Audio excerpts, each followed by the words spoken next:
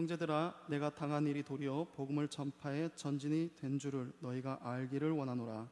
이러므로 나의 매임이 그리스도 안에서 모든 시위대 안과 그 밖의 모든 사람에게 나타났으니 형제 중 다수가 나의 매임으로 말미암아 주 안에서 신뢰함으로 겁없이 하나님의 말씀을 더욱 담대히 전하게 되었느니라. 어떤 이들은 투기와 분쟁으로, 어떤 이들은 착한 뜻으로 그리스도를 전파하나니 이들은 내가 복음을 변증하기 위하여 세우심을 받은 줄 알고 사랑으로 하나 그들은 나의 매임에 괴로움을 당하게 할 줄로 생각하여 순수하지 못하게 다툼으로 그리스도를 전파하느니라. 그러면 무엇이냐? 거칠애로 하나 참으로 하나 무슨 방도로 하든지 전파되는 것은 그리스도니 이로써 나는 기뻐하고 또한 기뻐하리라. 이것이 너희의 간구와 예수 그리스도의 성령의 도우심으로 나를 구원에 이르게 할 줄을 아는 고로 나의 간절한 기대와 소망을 따라 아무 일에든지 부끄러워하지 아니하고 지금도 전과 같이 온전히 담대하여 살든지 죽든지 내 몸에서 그리스도가 존귀하게 되게 하려 하나니 이는 내게 사는 것이 그리스도니 죽는 것도 유익함이라. 그러나 만일 육신으로 사는 이것이 내일의 열매일진데 무엇을 택해야 할지는 나는 알지 못하노라. 내가 그 둘 사이에 끼었으니 차라리 세상을 떠나서 그리스도와 함께 있는 것이 훨씬 더 좋은 일이라 그렇게 하고 싶으나 내가 육신으로 있는 것이 너희를 위하여 더 유익하리라. 이 세상을 살아가는 사람들 중에 고난을 좋아하거나 즐겨하는 사람은 없습니다. 그렇다고 삶의 순간순간 다가오는 이 고난을 모두 피할 수도 없지요. 우리의 삶 속에 마치 짝꿍처럼 있는 이 고난은 우리가 넘어야 할 장애물들입니다. 삶 속에서 마치 두더지 게임처럼 보이는 것 같기도 하지만 어디서 어떻게 튀어나올지도 모르는 이 장애물들은 어떻습니까? 저와 여러분들의 삶은 물론 신앙까지도 한 방에 보낼 수 있습니다. 세상을 살아가는 모든 사람들의 삶 속에서는 이 장애물이 없는 사람이 없습니다. 그런데 문제는 신앙 안에서의 장애물이 더 큰 문제이지요. 수많은 성도들이 하나님 나라의 일, 즉 잘 섬겨보려고 믿음의 열정을 다해 순수한 마음으로 교회를 위해 또 성도들을 위해 봉사하고 섬기는 일을 할라치면 꼭 어디선가 누군가의 입을 통해서 비교하게 되고 또 비난당하게 되고 또 시비거리가 되어서 잘하고도 구설수에 오르는 경우가 참 많습니다. 그러다 보니 그 고난이 그 성도에게 이제 장애물이 되어서 힘들어 포기하고 심각하게는 교회를 옮기는 경우가 더러 있습니다. 그러나 그 고난이라고 하는 장애물이 나를 죽게 할 만큼 힘든 것만은 아니지요. 고난의 장애물에는 풍성한 유익이 있습니다. 오늘 이 시간에 본문의 말씀이 이것을 잘 보여주고 있어요. 본문에서 바울 사도는 우리에게 고난의 장애물들이 어떤 유익을 가져다 주는지를 그대로 보여주고 있습니다. 바울 사도는 극심한 고난이 주는 장애물들을 직접 겪으면서 이제 빌립보 교회에 당부의 말을 전하려고 합니다. 우리는 오늘 본문에서 바울의 삶 속에서 고난의 장애물들이 그에게 가져다 준 기쁨의 복을 우리는 발견할 수가 있습니다. 그러면 사람들이 싫어하고 피하고자 하는 고난 속에 바울 사도가 발견한 기쁨의 장애물들이 무엇이 있을까요?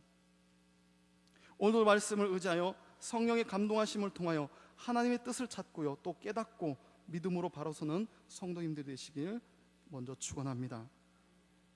첫 번째로 바울이 겪고 있는 환경을 먼저 보겠습니다. 바울 사도는 12절에 이렇게 말합니다. 형제들아, 너희가 알기를 원하노라. 무엇을 알기를 원한다는 것일까요? 말씀을 보면 자신이 당한 일, 즉 복음을 전파하다가 감옥에 갇힌 것을 가리켜서 알기를 원한다고 하죠. 복음 전파에 전진이 될 줄을 너희가 알기를 원한다. 바울 사도는 복음을 전하고 전도를 하다가 지금 로마 옥에 갇혀 있는 상황이에요. 바울 사도는 지금 긴박한 어려움에 처해 있습니다. 그런데 바울 사도에게 그것은 그가 기쁨으로 여기고 있는 첫 번째 장애물로 그를 메어놓고 있는 바로 환경을 이야기를 하고 있습니다. 바울은 로마 감옥에 갇혀 있으면서 애정을 가지고 이제 빌립보 교인들이 염려하지 않고 또 두려워하지 않도록 자신이 로마 감옥에 갇힌 일이 어떤 결과를 낳았는지를 그대로 설명해 주고 있습니다. 그것이 바로 본문에서도 알 수 있듯이 복음 전파의 전진입니다. 바울 사도는 비록 감옥에 갇혀 13절에서도 밝히고 있듯이 감옥에 갇혀 매인바 되었지만 그가 바라던 복음이 잘 전해지고 있음을 말하고 있습니다. 사실 갇혀있는 감옥에서 어떻게 복음을 전파할 수 있겠습니까? 분명히 바울은 옥에 갇힌 것도 모자라서 두 손과 두 발을 모두 죄인이 묶는 쇠사슬에 지금 묶여있는 상황이에요. 이런 상황에서 어떻게 복음을 전한단 말이죠? 그러나 13절 말씀을 잘 보시기 바랍니다. 이 바울이 매임이 어디에 나타났다고 합니까? 그리스도 안에서 모든 시위대 안과 그 밖의 모든 사람에게 나타났으니.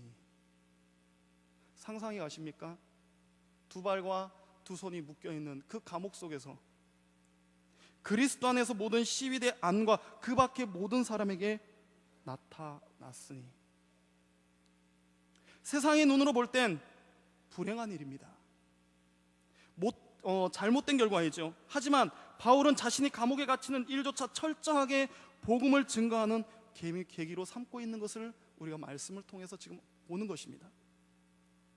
말씀의 시위대라고 하는 것은 당시 로마 군 내에서 황제와 그 가족들 그리고 형제가 거느리는 사람들을 경호하는 임무를 띈 최정예 병사로 이루어진 궁정수비대를 가리킵니다. 궁정수비대.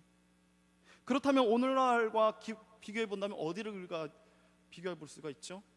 청와대의 경호실쯤 되겠습니다. 경호실. 그들은 다른 로마 군단의 병사들보다요 더 높은 보수와 지위에 속한 그룹들이에요. 그리고 이 시위대는 로마의 정치적 역학적 관계에 있어서 매우 강력한 세력입니다. 심지어 시위대 사령관이라고 하면요 순수한 왕족 출신이 아니라 한다 할지라도 황제에게 상당한 압력을 행사할 수도 있는 권력기관이에요. 그래서 이 시위대는 대다수가 고급 장교들이었습니다. 그들은 황제나 고위직 사람들을 지키기 위해서 선발된 엘리트 군사들입니다. 그런데 바울 사도가 가이사에게 항소한 이후 이 시위대의 보호를 받았다는 것이죠. 잘 생각해보면 바울은 비록 죄인의 신분이지만 죄인의 신분으로 옥에 갇혀있지만 사실 VIP급에 해당하는 죄수입니다. 그리고 상당한 대우를 받고 있었던 거예요. 이 같은 상황으로 인해 바울은 복음을 황제의 경호를 맡고 있는 이 시위대에게도 전할 기회를 가질 수 있게 되었던 것입니다. 당시 로마의 감옥은 습관으로 4시간 내지 6시간마다 간수들이 이 장교가 교대를 하였다고 그래요. 그래서 바울은 적어도 하루에 4사람의 사람들을 만날 수 있었고요 또 그들에게 바로 복음을 전할 수 있는 기회를 가졌던 것입니다. 자신의 매임을 보지 아니하고 있는 그 곳에서도 이렇게 그 틈을 이용해서 복음을 전했던 것이죠. 그러므로 나의 매임이란 바꿔 말해서 자신의 투옥은 결론적으로 뭡니까? 그리스도를 위한 것이고 그리스도를 전파하기 위한 것임을 지금 말하고 있는 거예요. 바울이 이렇게 그들에게 복음을 전할 때 예수 그리스도의 복음을 받아들인 이 황실 경호원들과 귀족들이 이제 생겨나기 시작했습니다. 그는 부자유의 사용 속에서도 불구하고 복음에 관한 하나님의 말씀을 선포할 수 있는 기회를 가졌던 것이죠. 그 결과가 어떻게 되었을까요? 궁금하십니까? 궁금하지 않으신 거고요. 이 빌립보서 마지막 장인 빌립보서 4장 22절에 보면요 그 결과를 확인할 수가 있습니다. 말씀해 보시면 모든 성도들이 너희에게 문안하되 특히 가이사의 집 사람들 중 몇이니라. 그대로 복음을 전했을 때 가이사의 집 사람들 안에서 예수님을 믿는 사람들이, 예수님을 구주로 영접하는 사람들이 생겨났다는 것이죠. 바울이 로마 감옥에서 빌립보 교회를 향해서 이 편지를 쓸 때에 바울과 함께 무난한 사람들 중에 누가 끼어 있습니까? 가이사의 집사람 중 몇 사람. 가이사는 로마 황제의 칭호지요. 그렇습니다. 바울을 통해 이미 복음을 듣고 로마 사회에 강력한 영향을 끼칠 수 있는 왕족, 그리스도인들이 생겨나고 있음을 바울 사도는 증거하고 있는 거예요. 그렇기에 바울은 비록 옥에 갇혀있고 매여있는 몸이지만 그리스도의 증인으로 복음 전파를 통해 예수님을 영접하고 변화되는 사람들을 나타나고 있는데, 옥에 갇힌 자신을 한탄하며 원망할 새가 어디 있겠습니까? 또 이를 보고 바울이 어떻게 기뻐하지 않을 수 있을까요? 그러므로 14절 말씀해 보시면, 형제 중 다수가 나의 매임으로 말미암아 주 안에서 신뢰함으로 겁없이 하나님의 말씀을 더욱 담대히 전하게 되었느니라 라고 이렇게 증거하고 있습니다. 바울이 로마 감옥에 갇힌 결과가 미친 영향으로 많은 형제들이 믿음을 잃지 않았고요, 주를 더욱더 확신하게 되었고, 그 결과가 겁없이 하나님의 말씀을 더욱 담대히 전하게 되었다라는 것입니다. 바울은 감옥에 갇히는 위험한 상태가 지속되고 있었지만 형제들은 로마 감옥에 갇힌 바울에게서 하나님의 인도하심과 보호하심은 물론 복음 전파에 방해는커녕 도리어 복음이 전파되는 사실을 목도하고 나서 더욱더 두려움 없이 담대하게 하나님의 말씀을 전하는 자들이 될 수 있었다는 것이죠. 아주 완벽한 동기부여죠. 사랑하는 성도 여러분, 분명 세상의 시각으로 보면 어떻습니까? 바울의 로마 감옥에 갇힌 것은 불행한 일입니다. 그러나 믿음의 눈을 열어서 한번 보시기 바랍니다. 그것은 하나님의 인도하심과 보호하심은 분명한 증거이지요. 우리는 종종 세상에서 불행이라고 말하는 일들을 닥칠 때가 많이 있습니다. 그러나 염려하고 좌절하기보다는 그것을 통해 하나님이 계약하시는 것이 무엇인가를 깨닫고 더욱더 하나님과 가까워지는 믿음의 진보를 가져오는 계기로 분명하게 삼아야 될 것입니다.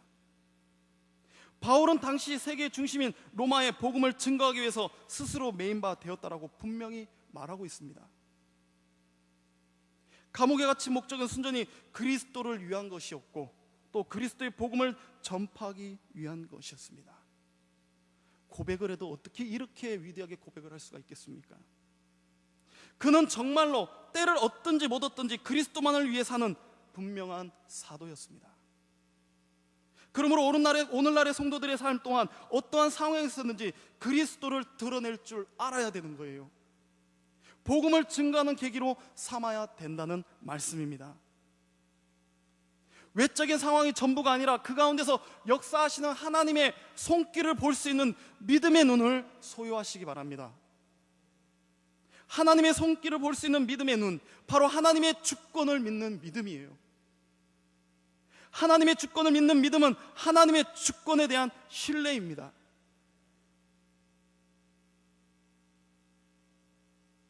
도저히 기뻐할 수 없는 환경 속에서도 전개되는 하나님의 뜻을 찾으시기 바랍니다. 이것이 옥에 갇힌 바울과 그 형제들이 고난의 상황에서 오히려 장애물인 환경에서 담대해질 수 있는 비결이었던 것입니다. 그러므로 바울 사도는 우리에게 이렇게 말합니다. 주 안에서 항상 기뻐하라. 내가 다시 말하노니 기뻐하라. 믿으십니까? 주 안에서 기뻐하시기 바랍니다. 아픔이 있지만 기뻐하시기 바랍니다. 바울의 삶을 지배하고 있었던 이 기쁨의 비밀이 하나님의 주권에 대한 여러분과 저의 하나님을 향한 신뢰가 되시기를 주님의 이름으로 축원합니다. 두 번째, 바울이 가지고 있었던 장애물, 인간관계에서는 장애물이었습니다. 바울의 기쁨을 위협하고 있는 또 하나의 장애물이었죠. 그것은 인간관계였습니다. 로마에 있는 복음을 위한 형제들이 모두가 다 순수한 동기를 가지고 말씀을 전하는 것은 아니었어요. 질문 하나 드려보겠습니다. 저는 성도님들의 삶에 살아오신 삶에 대해서 비할 바는 못 되는데요. 질문 한번 드려보겠습니다. 지금까지 살아오면서 어려운 환경이 견디기 어렵습니까? 아니면 인간관계가 더 견디기 어렵습니까?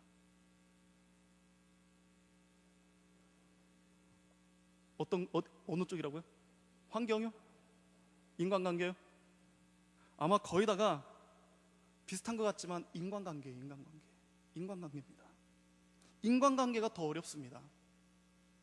만약 삶의 환경이 어려워서 날마다 고기를 먹지 못한다 하더라도 어떻습니까? 물 먹고 나물 먹고 풀 먹으면 살 수 있어요. 뭐 물만 먹어도 산다지 않습니까? 그냥 생쌀만 씹어 먹어도 살 수 있습니다. 그러나 인간관계가 뒤틀려 버렸을 때 어떻습니까? 내 주변에 사랑했던 사람들과의 관계가 뒤틀려지기 시작할 때 그것처럼 우리의 가슴에 주는 혹독한 상처는 없어요. 생각해 보시기 바랍니다. 밥 못 먹어서 마음에 상처받았다는 이야기 들어보셨습니까? 아니죠. 그러나 사람 때문에 상처받는 건 수도 없이 많습니다. 그런데 바울 사도에게도 이런 인간관계의 시련이 있었다는 거예요. 15절 말씀을 보시기 바랍니다. 어떤 이들은 투기와 분쟁으로, 어떤 이들은 착한 뜻으로 그리스도를 전파하나니, 감옥에 갇히고도 복음을 전파하는 바울을 보고 담대함을 얻은 이들 중에서 바울을 개인적으로 시기하여 경쟁심을 갖고 하나님의 말씀과 그리스도를 전파하는 사람들이 있었다는 이야기죠. 이들은 바울의 능력과 용기를 시기했던 사람들이에요. 사소하고도 개인적인 질투에 사로잡혔을 뿐만 아니라 자신들의 정치적인 이해관계의 이익을 위해서 경쟁적으로 그리스도를 전하고 있었던 사람들이죠. 이렇게 그들의 행동은 바울의 매임을 더욱더 괴롭게 하는 요인이 되었던 것입니다. 자, 이 둘의 비교를 바울 사도가 16절과 17절에 어떻게 이야기하는 줄 아십니까?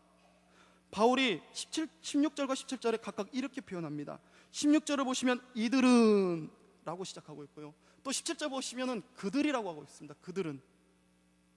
먼저 16절에서 이들은, 즉 착한 뜻으로 그리스도를 전파하는 자들을 가리켜서 말하는 거예요. 바울이 복음을 변증하기 위해서 세우심을 받은 줄 알고 사랑으로 전도를 한다는 것이죠. 끝까지. 그러나 이들과 반대인 17절에 그들이 문제예요. 그들이 문제입니다. 그들은 복음 전파를 어떻게 한다고 했습니까? 나의 매임에 괴로움을 더할 줄로 생각하여 순수하지 못하게 다툼으로 그리스도를 전파하느니라. 우리는 한 가지 여기에서 깊이 생각해 봐야 됩니다. 저와 여러분들이 신앙생활이 뒤틀렸을 때에 과연 그 욕을 얻어먹는 분이 누굴까요? 누구라고 생각되십니까? 저와 여러분들이면 괜찮겠지요. 예수님이 욕 얻어먹습니다. 예수님이. 그래서 기독교인들 우리 성도들한테 가르쳐서 뭐라고 합니까? 야, 예수가 그렇게 가르치더냐? 정말 예수가 그렇게 가르치더냐?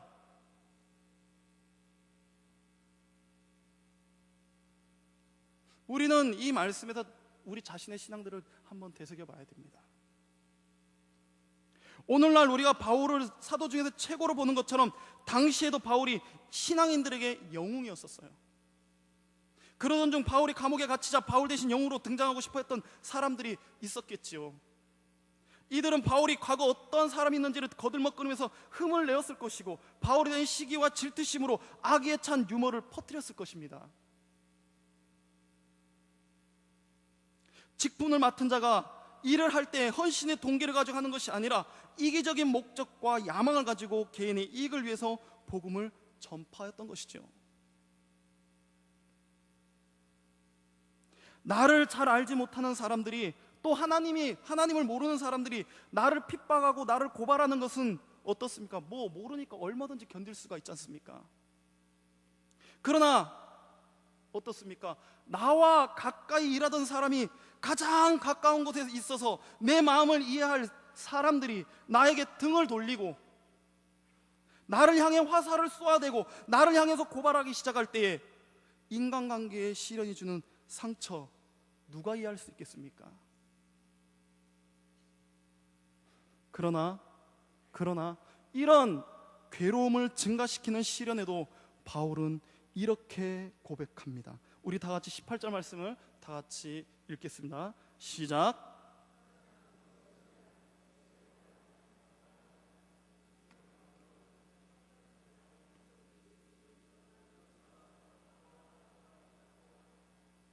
아멘. 그러면 무엇이냐? 거칠로 하나 참으로 하나 무슨 방도라든지 전파되는 것은 그리스도니 이로써 나는 기뻐하고 또한 기뻐하리라. 무슨 말입니까? 복음이 착한 뜻에서 사랑으로 전파되든 이기적인 야망을 채우기 위한 수단으로 전파되었을지라도 복음을 듣고 그리스도를 조금씩 알아가는 사람들을 보고 바울 자신은 기뻐한다는 거예요. 기뻐한다는 거예요.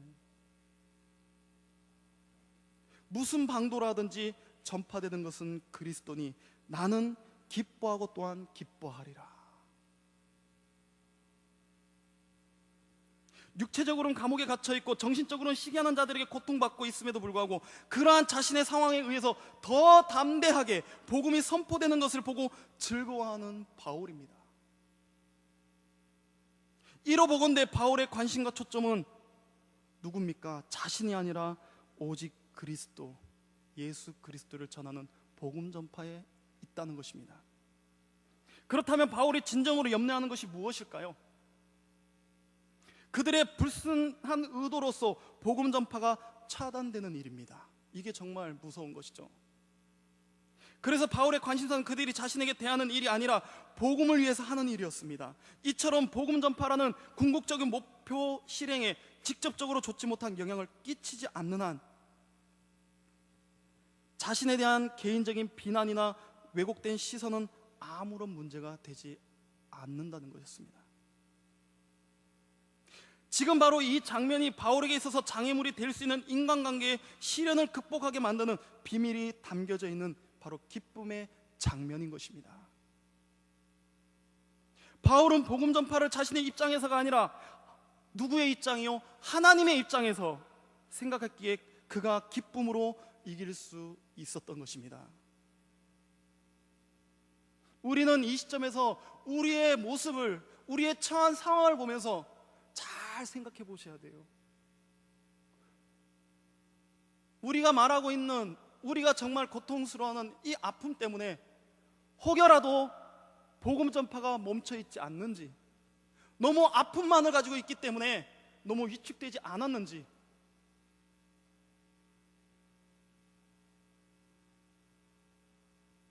우리가 인간관계에서 더 많은 상처를 받을 수밖에 없는 이유 중 하나에는 뭡니까?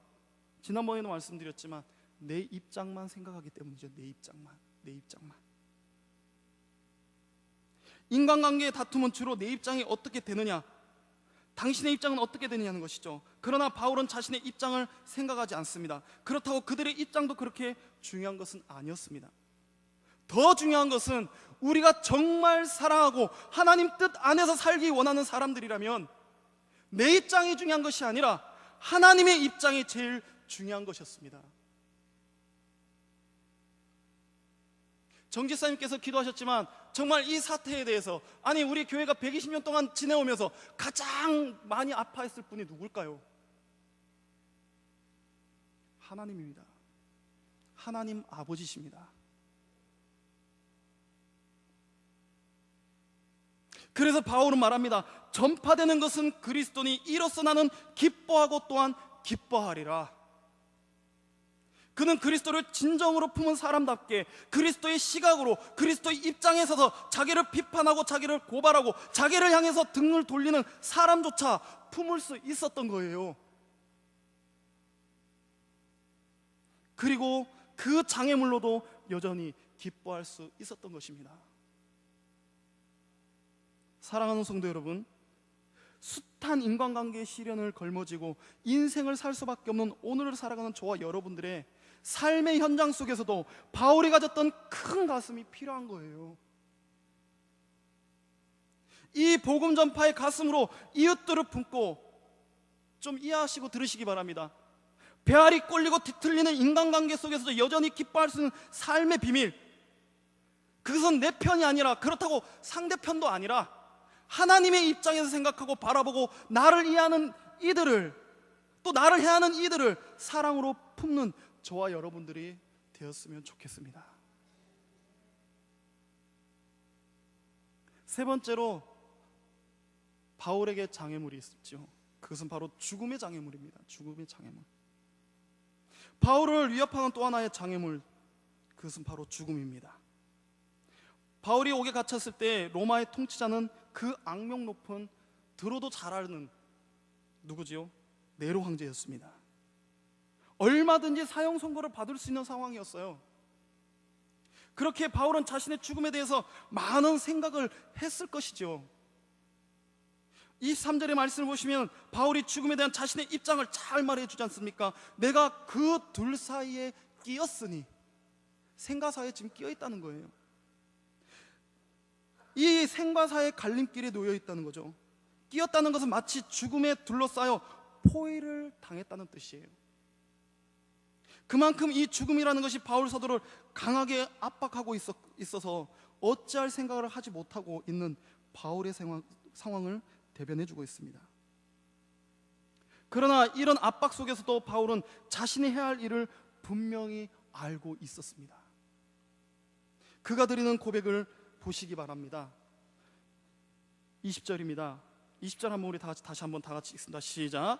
나의 간절한 기대와 소망을 따라 아무 일이든지 부끄러워하지 아니하고 지금도 전과 같이 온전히 담대하여 살든지 죽든지 내 몸에서 그리스도가 존귀하게 되려 하나니. 아멘. 죽음이라는 공포가 두려움 속에서 내가 앞으로 얼마나 더 살 수 있을까? 내가 언제 죽을까? 그것이 중요한 것이 아니라 내 몸에서 예수 그리스도가 존귀하게 되는 것, 그것이 오직 바울의 유일한 관심이었다는 것입니다. 바울의 자신의 간절한 기대와 소망이 무엇이라고 합니까? 아무 일이든지 부끄러워하지 아니한 것은 지금도 전과 같이 온전히 담대하여 살든지 죽든지 내 몸에서 그리스도가 존귀하게 되는 것이니라. 이것은 바울이 자신을 그리스도를 존귀하게 만들고 존귀케 만들고 또 그리스도께 영광을 돌리는 도구로 묘사한 고백이죠.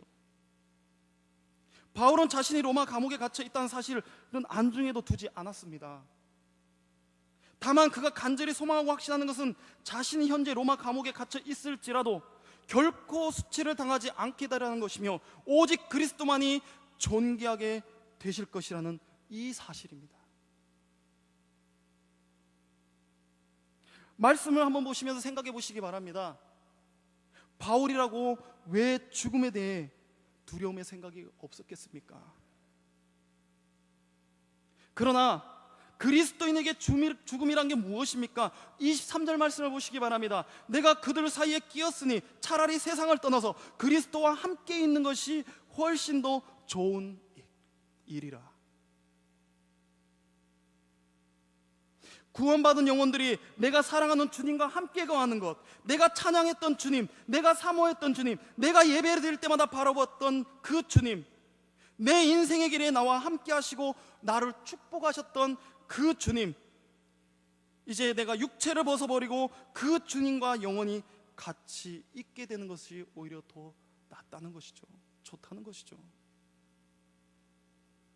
그러므로 바울은 어떻게 해서든 살아남으려고 발버둥 치지 않았습니다. 죄수이지만 오히려 자신이 만날 수 있는 사람들에게 복음을 더 전파하려고 최선을 다했던 것이에요. 바울은 로마 감옥에 갇혀서 생사의 갈림길에 놓여 있으면서 사는 경우와 죽는 경우 모두를 생각하며 어떤 것을 선호하게 될지 자신도 알 수 없었어요. 왜냐하면 사는 것이든 죽는 것이든 모두가 다 바울 자신에게 유익한 것이기 때문이었죠. 그래서 22절에 이렇게 고백하고 있지 않습니까? 육신으로 사는 것이 내 일의 열매일진데 무엇을 택하여야 할지는 나는 알지 못하노라. 저는 이 말씀을 묵상하면서요, 대체 이 말이 무슨 말인가 이해가 안 됐었어요. 이게 즉 살려주시면 나는 주를 위하여 그리스도의 십자가를 짊어지고 나는 주님을 따라가는 제자의 삶을 여전히 살 것이고, 그리고 반대로 주님께서 나를 부르신다면 나는 육신의 장막을 벗어버리고 사랑하는 주님과 영원히 거할 것이라는 아주 긍정적인 믿음의 고백입니다. 우리도 마찬가지죠. 바울의 삶처럼 성도들은 사나 죽으나 주의 것이라는 사실을 기억하고 예수의 생명이 우리 몸에 드러나도록 항상 주님께 초점을 맞추는 삶을 살아야 된다는 것이에요. 바울의 인생관이 그랬듯이 저와 여러분들의 인생관 역시도 오직 누구요? 예수 그리스도야만 하는 것입니다. 그러기에 성도는 세상 사람들처럼 이 세상이 불편하다 할지라도 불평하거나 좌절하지 아니하며 죽음을 맞이한다 할지라도 두려워하지 않는 것입니다. 그 모든 것이 성도에게 기쁨이 되기 때문이며 그리스도께서 함께 하시기 때문임을 믿으시기 바랍니다. 그렇기에 바울은 내 몸에서 오직 그리스도가 존귀하게 되기를 원했던 것이죠. 그렇게 저와 성도님도 우리의 몸에서 오직 그리스도가 존귀되기를 더 사모하시고 원하시기 바랍니다. 언제 죽을지 모르는 상황에서, 재판이 어떻게 진행될지 모르는 상황에서 설사 죽음이 닥쳐온다 할지라도 그 자체가 유익한 것입니다. 왜 그렇습니까? 바울처럼 우리의 죽음 그 자체가 복음이 확산되는 계기가 될 것이기 때문이지요. 그러므로 21절의 유명한 그의 고백, 이는 내게 사는 것이 그리스도니 죽는 것도 유익함이라. 할렐루야. 생사의 갈림길에 처해 있다 할지라도 철저하게 그리스도만 생각하시기 바랍니다. 그리스도가 전파되는 것을 기뻐하시고 죽어서 그리스도와 함께 있을 것을 고대하는 삶을 살아나가시기 바랍니다. 그러므로 성도는 이 땅의 삶에 집착하고 보화를 쌓는 일에 매진하기보다는, 성도는 이 땅의 삶에 집착하고 자녀들에게 많은 재물과 재산을 남겨주려 하기보다는 이곳에서 삶이 그리스도에 집중되어 바울의 고백과 같이 내게 사는 것이 그리스도니라고 고백과 함께 이 복음의 전파의 유산을, 그리고 이 구원의 신앙의 유산을 자녀들에게, 후대들에게 남겨줄 수 있어야 되는 것입니다. 이것이 매사에 우리 주 예수 그리스도의 중심으로 생각하고 행동하는 바로 복 있는 삶인 것입니다. 사랑하는 성도 여러분, 내가 이 땅을 살아가는 이유가 무엇이라고 생각하십니까? 몸이 두 개도 모자랄 만큼 바쁜 일상 속에서 허덕이며 살아가는 저와 여러분들이 하나님을 향한 고백은 무엇입니까? 우리는 나 자신의 유익과 나의 가정의 유익에만 그 초점에 맞춰져 있지 않습니까? 순수한 믿음의 열정보다는 죄다 기복신앙에 물이 들어서 구원의 능력인 믿음을 육신의 복으로만 계산하는 데 빠르지 않습니까? 교회는 섬기는 일도 남을 더 세워주기보다는 내가 아니면 안 되는 것처럼 착각과 교만에 빠져서 자기 과시에만 치우쳐서 있는 연약한 우리의 모습, 좀 더 직설적으로 표현해 볼까요? 신앙생활도 이젠 편의주의에 빠져서 하나님이야 어땠든지 간에, 성경에야 뭐라고 하든지 간에 내가 원하는 대로 하려고 하는 이 연약한 우리의 모습, 그러면서도 우리는 하나님께 이렇게 기도하지 않습니까? 하나님, 우리의 악을 용서하여 주옵소서. 연약함과 악함이 내 안에 있다고 고쳐야 함이 마땅한데도 우리는 늘 습관처럼 고치려고 노력하지 않고 우리의 이러한 모습을 하나님 앞에 정당화하며 용서만 해달라고 빌고만 있어요. 참으로 교만한 모습입니다. 바울 사도의 장애물은 진정 예수 그리스도를 위해 복음 전파를 위해 겪어야 했던 환경과 자기를 시기 질투하는 인간관계, 그리고 죽음이었습니다. 아마 모르긴 몰라도 믿음의 잣대로 바울 같은 상황이 저와 여러분들에게 닥친다면 과연 바울처럼 담대히 내가 사는 것이 그리스도니 죽는 것도 유익하다라고 고백할 이가 과연 우리 안에 몇이나 될까요? 오늘을 살아가는 저와 여러분들이 복음 전파를 위해 겪어야 할 장애물은 무엇입니까? 환경입니까? 나를 시기 질투하며 모함하는 인간관계입니까? 언제 부를지 모르는 죽음입니까? 아니면 바로 나 자신이 큰 장애물이진 않습니까? 사랑하는 성도 여러분, 하나님의 백성으로서의 삶의 본분을 잊지 마시기 바랍니다. 복음 전파, 그것이 하나님을 경외하는 것이며 하나님께 영광을 돌리는 삶인 것입니다. 교회의 참모습을 잃지 마시기 바랍니다. 이번 사태를 놓고 정낙현 장로님이 이 말씀을 하시더라고요. 교회의 권위가 빨리 서야 합니다. 저희 교육자들이랑 회의하면서 하셨던 말씀이에요. 교회의 참모습을 잃지 않는 것, 그리스도인으로서 참된 모습, 고난과 역경 속에서도 믿음으로 기뻐하는 모습을 잃지 마시기 바랍니다. 바울은 투옥이라는 극한 상황에 처해 있었습니다. 그러나 그는 심오한 기쁨을 느끼며 누리고 있었어요. 그러기에 빌립보 교인들에게 기뻐하라고 수차례 권면하고 있는 것입니다. 이러한 기쁨의 비밀은 하나님께 대한 전적인 신뢰입니다. 신뢰. 하나님을 신뢰하지 못한다면 오늘을 살아가는 저와 여러분들은 기쁘며 먼 겁니다. 저와 여러분들이 현실만 직시하며 바라본다면 기뻐할 이유가 전혀 없을 수도 있어요.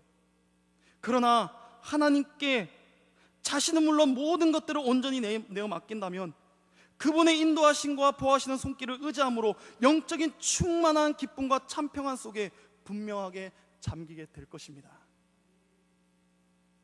내 삶이 다하는 순간까지 내가 이 땅에 살아있는 동안 예수를 위해 살아가시기 바랍니다.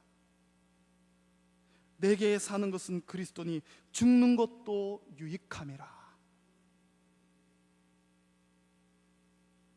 내 삶을 어렵게 하는 무수한 사건들의 환경, 뒤틀리는 인간관계, 나를 위협하고 있는 죽음의 가능성, 그럼에도 불구하고 기뻐할 수 있었던 바울처럼 오늘 말씀을 의지하여 주 안에서 항상 기뻐하시기 바랍니다. 내가 다시 말하노니 항상 기뻐하는 삶을 사시기 바랍니다. 우리를 짓누려 하는 장애물들이 우리 주 예수 그리스도를 전파하고 나타내는 기쁨의 장애물이 되어 오늘 저와 여러분들의 삶이 될 수 있기를 주님의 이름으로 축원합니다.